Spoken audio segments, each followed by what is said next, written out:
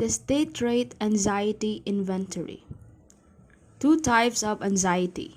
1. State anxiety is an emotional reaction that varies from one situation to another. 2. Trait anxiety is a personality characteristic. Interest in these two types of anxiety led Charles D. Spielberger to develop the state trait anxiety theory, which in turn led to the development of the state trait anxiety inventory, or also known as STAI.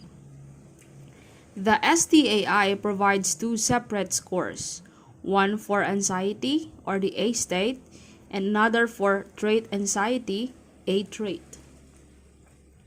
The STAI provides two separate scores, one for A state and another for A trait. The STAI A trait scale consists of 20 items. On a 4-point scale, subjects indicate how they generally feel about each item. A similar set of items is used to evaluate the A state.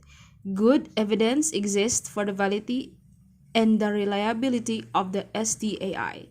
Test-retest reliabilities range from 0.73 to 0.86 for the trait scale. The state scale, which is supposed to be inconsistent over time, indeed has low test-retest reliability. Validity studies shows that the STAI can be used to make several important and useful generalizations. For example, concurrent validity studies have shown that the STAI trait scale correlates well with other measures of trait anxiety. The STAI trait scale has been correlated with the Taylor Manifest Anxiety. It was also associated with another trait anxiety scale known as the Institute for Personality and Ability Testing, or the EPAT, anxiety scale for the same groups of college students and psychiatric patients. The correlations with the Taylor and the EPAT range from 0.75 to 0.85, which are quite impressive and suggest that these three scales measures much of the same psychological dimension. Other scales that attempt to measure trait anxiety do not do so well. One example is the affect adjective checklist developed by Zuckerman in 1960, which correlated only moderately with other tests designed to measure trait anxiety. In this case, the concurrent validity correlations range from 0.41 to 0.57. Overall, the STAI seems to measure the same thing as other scales that purport to assess trait anxiety. Now, to give a test a positive recommendation, we must also find discriminant evidence for construct validity. In one validity study for the STAI, patients scheduled to undergo surgery took the STAI before and after the medical procedure. Patients who had undergone major surgery showed less state anxiety after they had been told they were recovering well than they had before the operation. This finding demonstrates the state anxiety fluctuates with the situation just as the test constructor said it would. Now, trait anxiety was not affected by the situation. It remained the same before and after surgery. People high in trait anxiety continued to respond in an anxious way, even in situations that evoke little or no anxiety among people low in trait anxiety. Each component of the STAI thus appears to measure what it is supposed to measure, and two components clearly assess different aspects of anxiety. The STAI is useful because behavior is influenced by both situation and personality traits. Studies using the STAI to evaluate tobacco use showed that smoking is influenced by situations such as enjoyment and stimulation, and that it manages emotions among those with high levels of trait anxiety. To move further, we will learn about measures of coping. People confronted with the same stressful situation may respond quite differently. For instance, one group of investigators evaluated coping styles among adults suffering from heart failure. Patients with better coping skills were able to see more meaning in life, which in turn led to better outcomes in both physical and mental health status. Several measures have been developed to assess the ways in which people cope with stress. One of these measures is the Ways of Coping Scale. Is a 68-item checklist. Individuals choose those thoughts and actions that they use to deal with stressful situations. The scale includes 7 subscales for problem solving, growth, wishful thinking, advice seeking, minimizing threat, seeking support, and self-blame.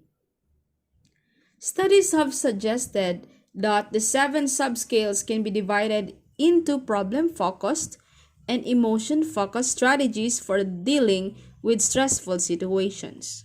Problem-focused strategies involve cognitive and behavioral attempts to change the course of the stress. These are active methods of coping. Emotion-focused strategies do not attempt to alter the stressor but instead focus on ways of dealing with emotional responses to stress. The Ways of Coping questionnaire is one of the most widely used measures in health psychology. However, some researchers have offered criticism. For example, some studies have failed to replicate the basic factor structure. A related measure is the coping inventory, and a 33-item measure derived from clinical interview data of 3 categories of items. First, describes activities and attitudes that people use to avoid stress. Second, involves items that characterize strategies for working through stressful events. Third, category considers socialization responses or how each strategy would help the respondent cope with a specific stressful event. These measures and related tests, such as the coping resources inventory, have been useful in research on both adults and adolescents. For example, one study demonstrated that having good coping capabilities is important whether or not you are under stress. Now, to the last part of my report, ecological momentary assessment. Most psychological tests are designed to evaluate traits, which are constant over the course of time. Even measures of state anxiety are presumed to be reliable. However, levels of stress vary over the course of time. Measuring today's stress may tell us little about stress experienced next week. If we ask today about experiences last week, then the measures may be inaccurate because memory fades over time. Recall affects virtually all autobiographical information. New technical developments have been made it possible to obtain information on an ongoing basis. One can obtain information repeatedly and average the results to get an overall impression of stress. Or information can be assessed with reference to a particular event. For example, suppose that you wanted to determine if levels of perceived stress coincide with particular stressors using computer technology. Ecological momentary assessment, or the EMA, would allow you to collect information on a continuing basis. The equipment might measure blood pressure or hormonal state at specific points in time. Furthermore, a subject might be prompted to record information about mood, symptoms, or fatigue. This avoids the biases associated with asking people to remember their moods and symptoms or experiences with pain.